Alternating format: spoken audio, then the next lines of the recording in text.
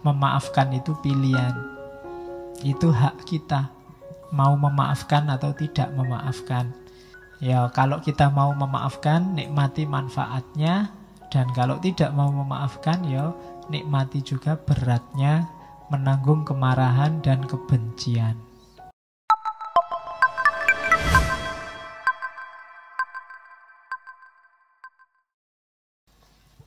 Nah, selanjutnya kita lihat manfaatnya dulu. Yang pertama, mengapa harus memaafkan? Alasan pertama kenapa harus memaafkan itu biar kita ringan hidup kita. Hubungannya sama dendam, kebencian minggu lalu. Itu kan sangat berat untuk psikis kita. Jadi kita minum racun, kayak minggu lalu kan ada pepatah, kebencian itu kita minum racun dan ingin orang lain yang mati. Ya kan, kita kan yang berat. Kalau kita nggak memaafkan orang lain itu kan kita simpan kemarahan kita simpan kebencian kita di dalam. Tiap hari kita hidup dengan itu. Ketemu yang kita benci, ketemu yang tidak kita sukai, terus jadinya kan tegang. Nggak jadi lewat, terus lewat ke sana. Sudah mau lewat nggak jadi lewat, mau ke sana nggak jadi ke sana, mau masuk ke warung ada dia nggak jadi. Energi kita habis untuk itu. Mau berangkat ngaji, itu mesti dia duduk paling depan. Tiap hari bikin aku kecewa. Aku datang terakhir-terakhir aja, nggak usah lihat. Misalnya kita capek sendiri, hal-hal yang nggak penting, hal-hal remeh-temeh jadi beban. Maka begitu kita maafkan, kita ringan sudah. Membuang separuh beban di kepala dan di hati kita. Kemarahan, dendam otomatis tersingkir. Seperti saya bilang minggu lalu, bahwa di antara yang selalu bikin kita sibuk berpikir itu adalah yang kita cintai dan yang kita benci. Padahal yang kita cintai dan yang kita benci itu tidak mesti mikir kita. Loh iya loh, kalau kamu seneng sama orang kan tiap hari siang malam kamu pikir, wong dia ndak mikir apa-apa tentang dirimu. Benci sama orang juga begitu. Siang malam kita pikir dia nggak mikir apa-apa, dia cuek sama kita. Jadi rugi kita, rugi energi, rugi waktu, rugi tenaga, rugi pikiran. Eman-eman, mending dibuang saja. Kalau menurutmu itu barang jelek, barang tidak penting kan harus dibuang. Nggak usah disimpan. Kalau disimpan nanti baunya tidak enak. Jadi buanglah sampah pada tempatnya. Kalau gitu kita anggap sampah. Jangan disimpan di sini. Oke, itu manfaatnya. Maka maafkanlah. Terus maaf itu menyembuhkan. Maaf itu membuat kita maju. Bahasanya anak hari ini bikin kita move on. Kalau kamu tidak memaafkan, kamu tidak move on. Kamu terjebak oleh masa lalu. Padahal kamu hidup di masa kini, menuju masa depan. Jadi maaf membuat kita bebas dari luka masa lalu. Sudahlah, dibuang saja. Meskipun tidak harus dilupakan, kita ambil pelajaran. Kayak tadi tidak harus dilupakan. Kenapa? Biar kita jalannya memang ke depan, tidak ke belakang. Kalau kita hanya lihat ke belakang saja, ya nanti kita nggak bisa jalan ke depan. Sekali-sekali belakang itu buat pelajaran, tapi jangan fokus ke sana. Kayak naik motor itu loh. Belakang itu kan dilihat sekali-sekali pakai spion. Nggak usah kamu lihat terus. Kalau naik motor kamu lihat spion terus ya nabrak. Sekali-sekali ngelirik ke belakang. Jadi orang-orang yang mengecewakanmu nggak usah terlalu dipikir, dilihat sebentar aja pakai spion. Oh ya sudah, nggak usah dilihat lama-lama, nggak usah dipikir lama-lama, ngelihatnya dikit-dikit aja. Biar kamu bisa maju. Kalau enggak, kamu mandek di situ, stuck di situ, nggak bergerak, nggak bisa maju. Maka yuk dibebaskan segala yang mengganjal selama ini. Benci terhadap siapapun, apapun. Wong untungnya apa? Hari ini kan kita kadang aneh-aneh, tidak ada hubungannya sama sekali sama hidup kita. Ikut-ikutan kita benci, ikut-ikutan kita maki-maki.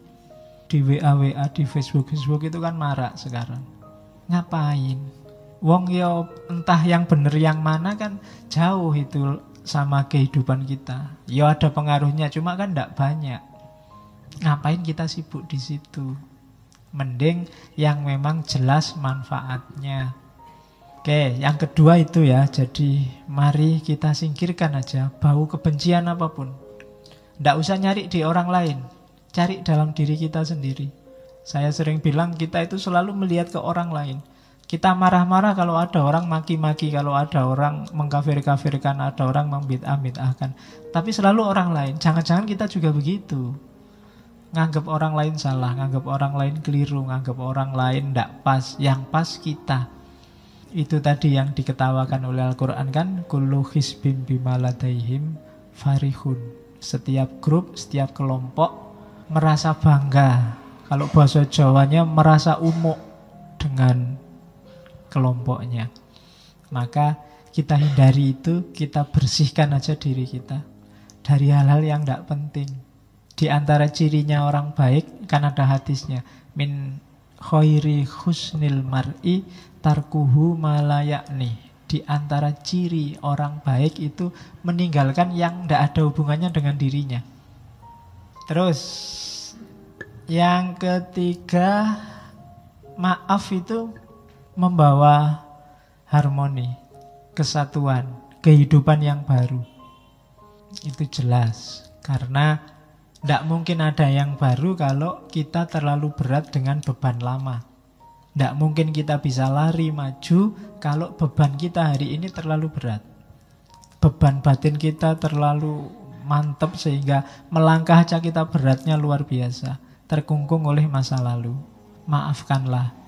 Biarlah dia dengan yang lain, kamu nyari sendiri yang lain juga. Tidak usah terlalu lama dipikir. Iya, yo Ben, dia sama yang lain. Emangnya tidak bisa nyari yang lebih jelek? Oke. Ya, tidak apa-apa tuh. Yo kalau untuk umum kan kamu bisa bilang begitu, tidak apa-apa. Terus, jadi jangan dipendam, bebaskan dirimu. Terus maaf membuat kita lebih realistis, tidak terpenjara, tidak terkungkung oleh masa lalu. Terus itu sudah dijelaskan tadi, maaf membuktikan bahwa kita masih manusia yang butuh memaafkan juga butuh dimaafkan. Maaf menunjukkan bahwa ya kita sama-sama manusia yang kadang-kadang juga bisa sama-sama salah. Saya maafkan, siapa tahu besok aku yang butuh dimaafkan. Hari ini kan kita kejam sekali sama orang yang keliru, salah ngomong, keceplosan. Kita tidak memaafkan, mau semua kita laporkan ke polisi. Mbok coba, jangan-jangan besok kita yang keceplosan ngomong, jangan-jangan besok kita yang salah bicara. Kan sengsara juga kalau tiba-tiba salah ngomong terus dilaporkan polisi. Wong tadi niatnya guyon ya, tapi karena sudah terlanjur benci ya dilaporkan polisi. Jangan-jangan besok menimpa kita juga. Maka hendaklah kita budayakan memaafkan. Kalau orangnya sudah memang minta maaf, ya kita maafkan. Karena siapa tahu besok kita yang butuh dimaafkan. Jadi peradaban yang saya bilang tadi, pemaafan itu levelnya tidak hanya level adil. Ya memang adilnya orang salah itu dihukum. Cuma pemaafan itu melampaui adil. Dia ada di level ihsan. Kan lebih enak jadi orang mulia. Di atasnya sekedar adil. Jadi maaf menunjukkan bahwa kita ini manusia bisa salah. Kalau orang lain minta maaf, ya kita maafkan. Karena siapa tahu besok kita yang butuh dimaafkan. Yang terakhir di catatan saya, mengapa harus memaafkan? Maaf itu membuat kita punya energi lebih. Yaitu logikanya matematika. Kemarin energi kita pakai untuk membenci orang, untuk merancang balas dendam ke orang yang membuat salah pada kita. Ini kan energinya besar. Energi besar ini begitu kita memaafkan, bisa kita manfaatkan ke yang lain, yang lebih penting, yang lebih manfaat. Daripada pikiran yang negatif, rancangan hidup yang negatif hanya untuk balas dendam, hanya untuk membenci orang lain. Sudahlah, kita maafkan saja, kita rancang hidup kita secara lebih positif dengan energi yang fokusnya ke sana. Itu manfaatnya memaafkan. Alasannya itu. Jadi kalau ada yang tanya mengapa harus memaafkan, yang pertama kamu akan lebih tenang. Yang kedua, kita tidak akan terkungkung oleh masa lalu. Yang ketiga, ya biar hidup ini lebih cerah, lebih harmonis. Yang keempat, ya memang kita masih manusia. Manusia itu tempatnya khilaf, tempatnya salah, maka kita memaafkan, siapa tahu besok kita yang butuh dimaafkan.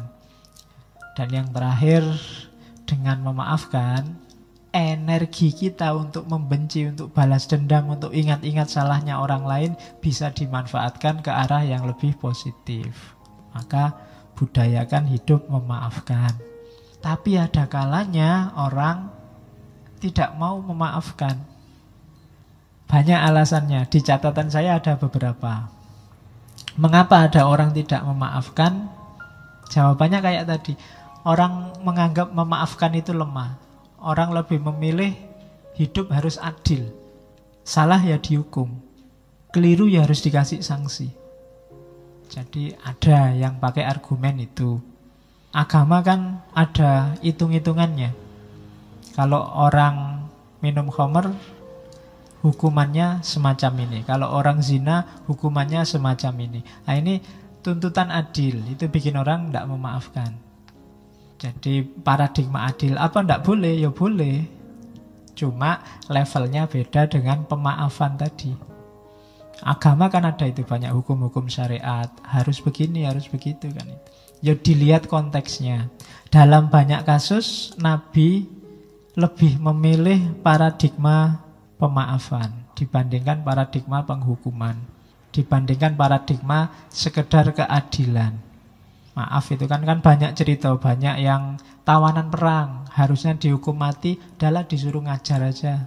Waktu Fathu Mekah itu kan kafir Quraisy kan disuruh diampuni semua. Musuhnya yang paling besar rumahnya malah dijadikan suaka. Barang siapa masuk rumahnya Abu Sufyan, dia aman. Itu Nabi Muhammad.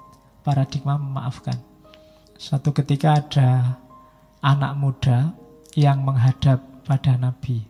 Dia ngaku, Nabi, saya kemarin baru saja zina. Jarang ya ada kayak gini hari ini. Ya.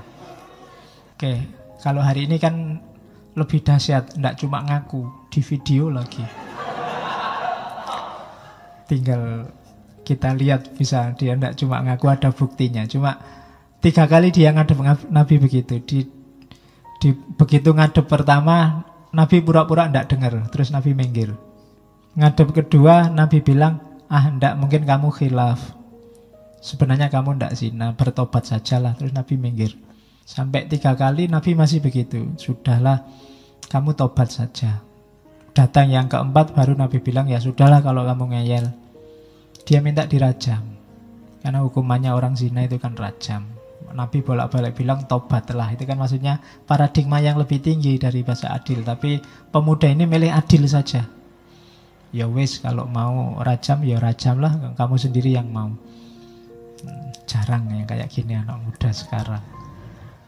Begitu dirajam, lemparan pertama, kedua, baru dia teriak-teriak, waduh Nabi ternyata sakit, masih boleh tobat enggak? Ya kan, terus Nabi bilang, ini sudah dibilangin sejak tadi, disuruh tobat kok ngeyel. Akhirnya diizinkan untuk bertobat. Ya lihat situasinya, mungkin menurut Nabi eman-eman ini anak muda harapan bangsa. Iya. Oke. Itu memerlukan kecerdasan ya membaca kisah-kisahnya Nabi itu. Ada beberapa kisah yang harus diletakkan di wadahnya. Jangan dikeluarkan, harus hati-hati membacanya. Nanti jangan-jangan baca ini, wah kalau gitu besok zina aja lah terus tobat. Yo, konteksnya beda. Anak ini mungkin menyesal beneran sampai ngadep Nabi minta dirajam, itu kan menunjukkan dia memang sangat menyesal. Diulang sampai 3 kali menunjukkan benar dia memang ingin tobat. Tapi kalau kamu mungkin beda urusannya. pingin dolanan hukum mesti. Kalau orangnya memang niatnya pingin main-main hukum, mungkin sama Nabi dirajam beneran. Cuma ini kan lihat anaknya masih muda. Nah, itu paradigma memaafkan, melampaui hukum pasti, melampaui hudud kalau dalam syariat, dimaafkan. Terus itu yang bikin orang yang pertama sukar memaafkan. Yang kedua, biasanya memaafkan itu memunculkan pertimbangan kekuasaan. Saya tidak akan memaafkan, nanti saya dianggap lemah, dianggap inferior. Emangnya siapa aku? Nah, itu bisa. Atau itu, dia merasa inferior. Waduh, iyalah saya maafkan, wong saya ini orang kecil, mau gimana lagi. Nah, itu relasi kuasa, permainan kuasa. Ini juga bikin pemaafan jadi tidak hakiki. Bikin orang kemudian tidak lah, itu cuma permainan. Kalau yang minta maaf dosennya, apa ya kita bisa menolak? Dosennya telat, kita sudah nunggu setengah jam, nggak datang-datang, begitu datang, maaf ya saya ada tamu tadi sebentar. Masuk, enggak Pak, enggak, saya maafkan. Masuk betul.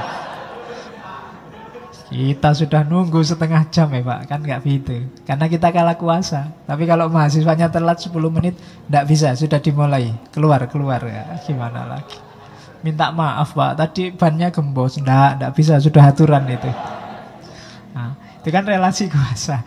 Kamu tidak berani memaafkan, yang sini tidak berani menolak permintaan maaf. Itu maka orang terus tidak, paradigmanya adil aja lah. Kalau kita 10 menit nggak boleh masuk, dosennya juga nggak boleh masuk. Kalau sudah 10 menit kita pulang Pak, ngajar sendiri misalnya. Nah, itu namanya adil. Nah, oke. Ya besok kalau kuliah hari pertama, Pak perjanjian Pak, ini paradigmanya adil apa permaafan?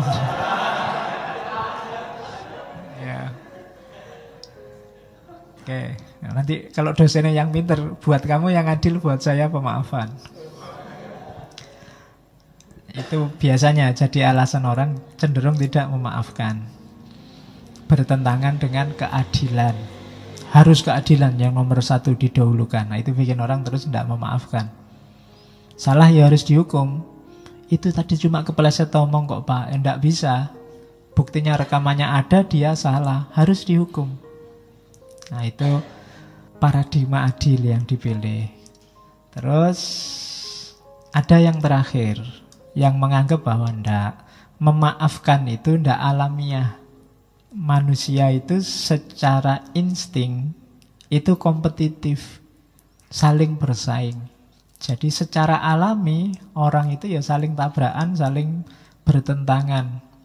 Jadi kalau ada yang mempromosikan pemaafan, itu pasti agak menggeser kodratnya orang untuk saling tabrakan, untuk saling menjatuhkan.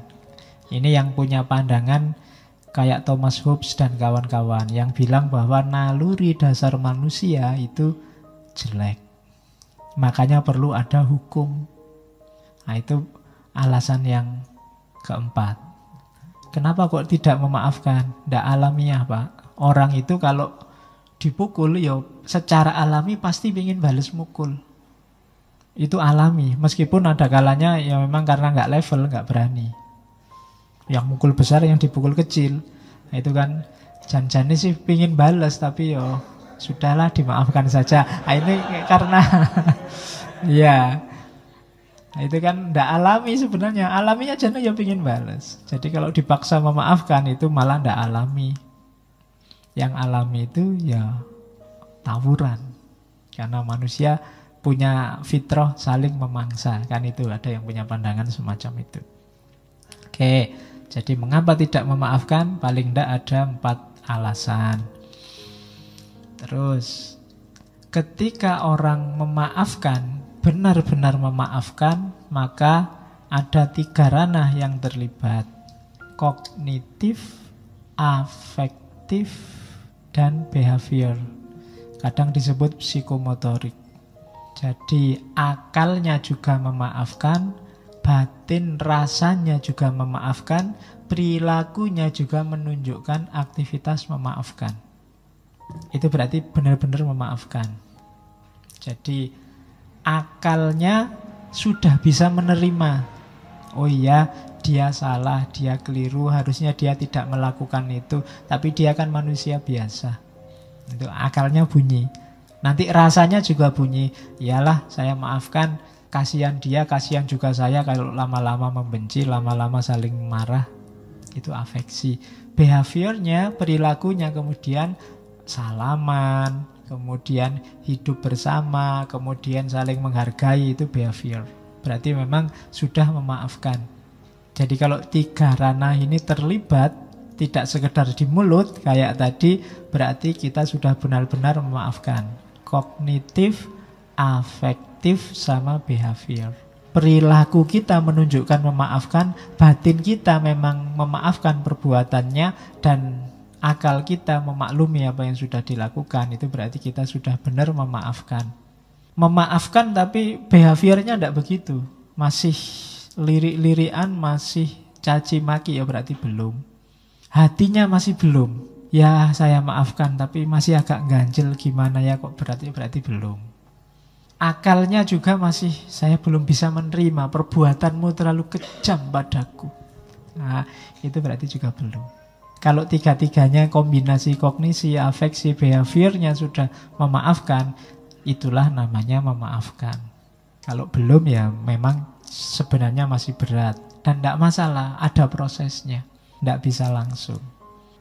Ini agak ngulang kayak tadi, mengapa harus memaafkan? Ya depresi, marah, mencegah balas dendam, meningkatkan kualitas hubungan. Kadang-kadang kemarahan kita, ketika kita tidak mau memaafkan, itu yang terjadi rangkaian balas dendam. Saya mukul, kemudian kamu tidak terima, kurang ajar aku dipukul, balas mukul. Loh kak, kamu balasnya 2 kali, tak balas lagi. Loh kamu, ya rangkaian kayak Amerika waktu diserang 9/11. Tidak dimaafkan terorisnya, dikejar kemana-mana sampai ke Afghanistan, ke Irak. Akhirnya kan rangkaian kekerasannya nggak habis sampai sekarang. Jadi semuanya dibakar oleh kemarahan sampai hari ini. Jadi hati-hati, kemarahan kita, kebencian kita itu akan berangkai, melahirkan kemarahan baru, kebencian yang baru. Karena kamu caci maki dia, dia ganti caci maki kamu. Kamu balasnya lebih dahsyat, dia lebih dahsyat lagi. Kamu ngomong 1 jenis binatang, dia ngomong 3 jenis binatang. Ya kan? Jadi kamu ngomong 5 jenis, dia ngomong seluruh kebun binatang. Kamu ngomong, ya bisa begitu. Kamu maki dia, dia maki kamu. Kamu maki dia, ditambah kamu maki saudaranya. Dia maki kamu, tambah maki bapaknya, ibunya. Oh dasar mbahnya, oh dasar terus. Jadi ini rangkaian. Bisa sampai dosen-dosennya, bisa sampai kampus-kampusnya. Dasar mahasiswa Windeso, kampusnya kena. Ya kan? Kampusnya sampai kena, nanti dosennya juga kena, semuanya bisa kena. Itu rangkaian, di situ pakai istilah rangkaian kezaliman, rangkaian. Ini berangkai loh, jangan salah. Tidak cuma melibatkan dirimu, maka maafkanlah kalau memang ada kemungkinan dimaafkan menurutmu, karena tidak bisa dipaksa. Maklumilah. Dan yang terakhir itu meningkatkan kebanggaan. Jangan salah loh, begitu kamu memaafkan, itu ada rasa bangga tersendiri. Ternyata aku ini kuat ya. Ternyata kamu punya harga sekarang. Menaikkan prestismu sendiri, kebanggaan dirimu. Ya rasakan sendiri kalau kamu nanti memaafkan. Biarlah engkau bahagia bersamanya, aku turut mendoakan. Nah itu kan, loh itu kan meningkatkan. Orang yang lihat, wah kamu baik sekali ya, kamu sudah begitu kamu masih mendoakan saja. Nah itu ada kebanggaan diri. Terus sekarang prosesnya. Proses memaafkan itu yang jelas tadi ya, disengaja. Terus tidak bisa langsung, ongoing proses, butuh waktu. Bahkan dalam kasus tertentu perjuangannya sepanjang hidup. Ya kayak tadi, kamu dikhianati sekali, itu kan teringat terus. Ini kan anytime kamu berusaha untuk bertarung melawan ingatan bahwa kamu pernah dikhianati itu. Meskipun kamu sudah memaafkan. Dan resikonya kamu harus bertarung terus untuk tidak lagi mengingat-ingat kesalahan dia padamu. Jadi memang butuh waktu, takes time. Bahkan bisa sepanjang hayat. Karena itu memaafkan bukan proses yang mudah. Kemudian permaafan juga sifatnya aktif, tidak pasif, tidak nunggu. Ya kapan-kapan kalau saya sadar saya maafkan, tidak. Kamu harus berusaha bergerak untuk memaafkan. Kalau nunggu sampai batinmu siap memaafkan, ya tidak siap-siap. Karena memang karakter kita kalau ada orang salah ya memang ingin balas kayak tadi bawaan. Maka jangan ditunggu sampai kamu siap memaafkan, tapi berusahalah untuk bisa memaafkan. Berjuanglah meskipun tidak harus langsung. Kemarahan yang ada di dadamu taklukkanlah pelan-pelan. Tidak harus kesusu. Carikan dasar yang kuat. Biar nggak sekedar ditutup-tutupi, tapi memang secara sadar dimaafkan. Karena kalau cuma ditutup-tutupi, pada saatnya bisa meledak. Tapi usahakan ya memaafkan yang benar. Maka itu sifatnya aktif, tidak pasif. Jadi memaafkan itu justru menunjukkan keaktifan, bukan menunggu orang minta maaf. Kemudian dari dalam. Jadi bereskan dalam dulu, baru nanti ekspresi keluarnya bagus. Kalau di dalamnya belum beres, keluarnya ya tidak akan beres. Pura-pura saja. Kalau ketemu senyum tapi begitu lewat melirik, ya kan? Kalau ketemu ngomongnya enak-enak, di belakang ngomongnya jelek-jelek, berarti belum memaafkan.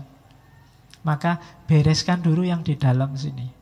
Kalau masih belum ya ngomong, saya sedang berusaha untuk memaafkanmu, mohon maaf ya, ini masih perjuangan, kan biasa aja.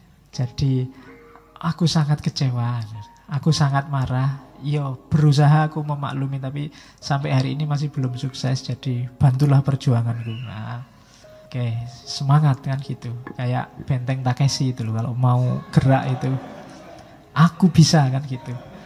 Meskipun setelah itu kecemplung.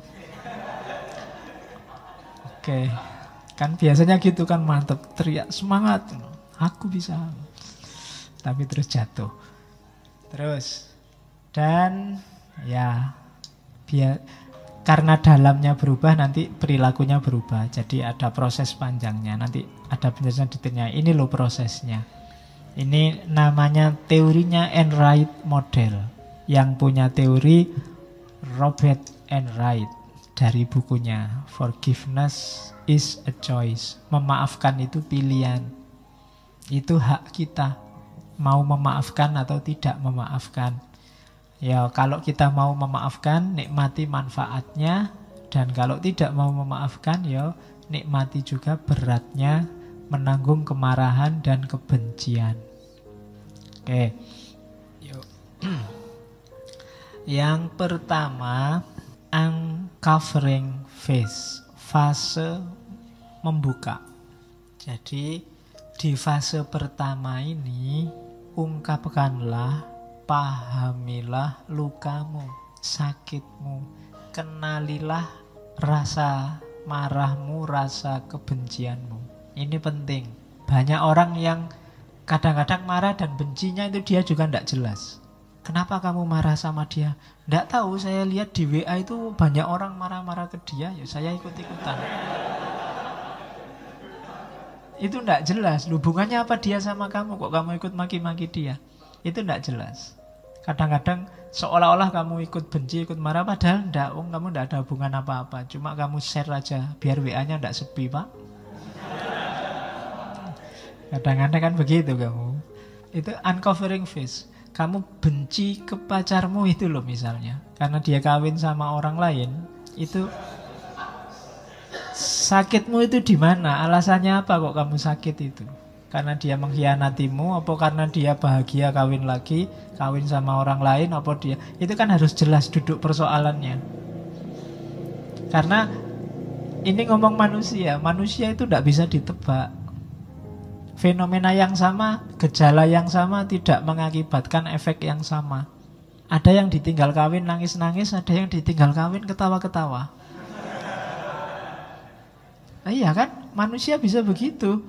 pacarnya kawin, alhamdulillah aku bebas dari dia sekarang. Bisa begitu. Maka harus kamu kenali gejala dalam dirimu ini.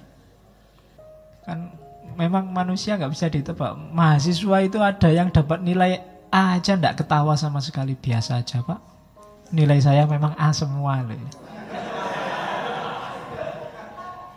Gayanya ada yang kayak begitu. Itu manusia.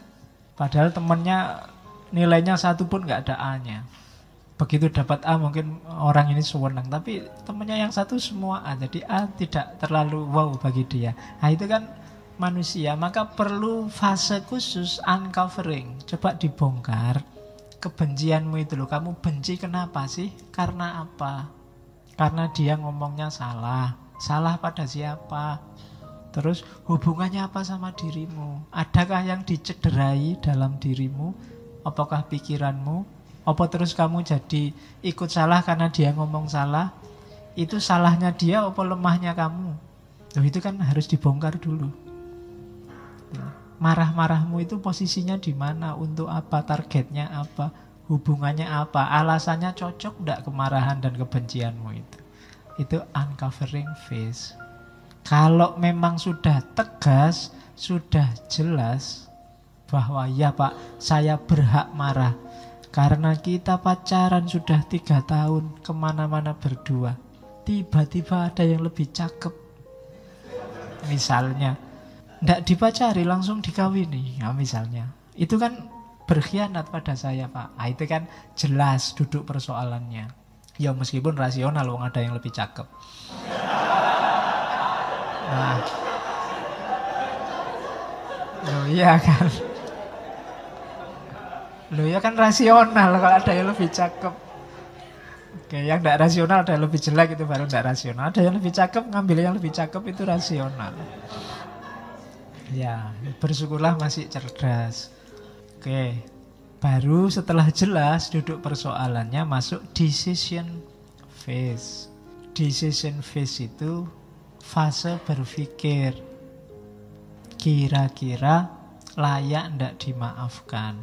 Kalau saya maafkan, positifnya apa, negatifnya apa? Itu decision phase. Ini mulai menimbang-nimbang. Enaknya saya maafkan apa enggak ya? Kalau enggak saya maafkan, wong dia sudah kawin jelas sama orang lain. Emangnya aku mau nunggu? Emangnya aku masih mau sama dudanya apa jandanya? Nah itu kan mikir itu kan. Itu namanya decision phase. Mikir. Iyalah ngapain terus dia tak pikir terus, wong dia sudah sama orang lain, mestinya seneng-seneng sama orang lain. Sudahlah, di-delete aja. Control Alt Del. Iya, pokoknya di-delete pokoknya. Bahkan dari recycle bin juga dibuang. Ya, pokoknya ya nanti kamu nulislah, ku buang namamu dari recycle bin. Jadi untuk mengembalikan butuh servis. Tidak bisa lagi otomatis. Nah, itu decision phase. Masa menentukan. Kamu mempertimbangkan kira-kira layak dimaafkan apa enggak. Kalau sudah, ya saya maafkan. Ngapain capek-capek aku mikir dia terus. Baru masuk ke work phase. Work phase ini malah kerja memaafkan. Iyalah saya maklumi, saya paham kamu milih yang lebih cakep. Alhamdulillah akalmu masih jalan. Ya, berarti kamu pinter. Ya saya dulu gak salah pilih kamu meskipun kamu milih orang lain. Nah, itu work phase, kerja sekarang. Lebih melihat sisi positifnya. Ada yang pengalaman pribadi, Pak. Jadi orang yang mengecewakanmu sekarang sudah tidak kamu lihat lagi sebagai sosok yang menyakitimu. Sudut pandangnya sudah geser. Kamu lihat dia sebagai manusia biasa yang mungkin salah. Dia juga punya perspektif positif sendiri. Dan kamu berusaha memahami jalannya dia berpikir. Sampai kamu memaklumi. Oh ya pantes memang situasinya begitu.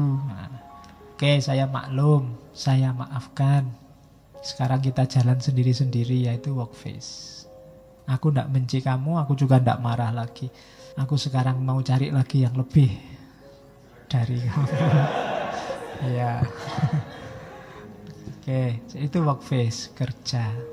Terus biasanya ketika orang sudah memaafkan melalui fase work phase, ini level spiritualnya agak naik, memasuki deepening phase. Dia muncul kebanggaan diri tadi, mulai paham, oh memang manusia itu begitu.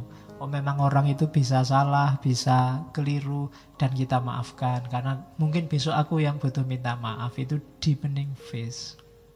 Jadi uncovering phase, decision phase, work phase, deepening phase. Ini proses ketika orang memaafkan. Pahami lukamu, putuskan kamu mau memaafkan atau tidak. Kalau sudah kamu putuskan memaafkan, jalankan itu. Dan deepening phase, renungkan, perdalam, biar gak asal.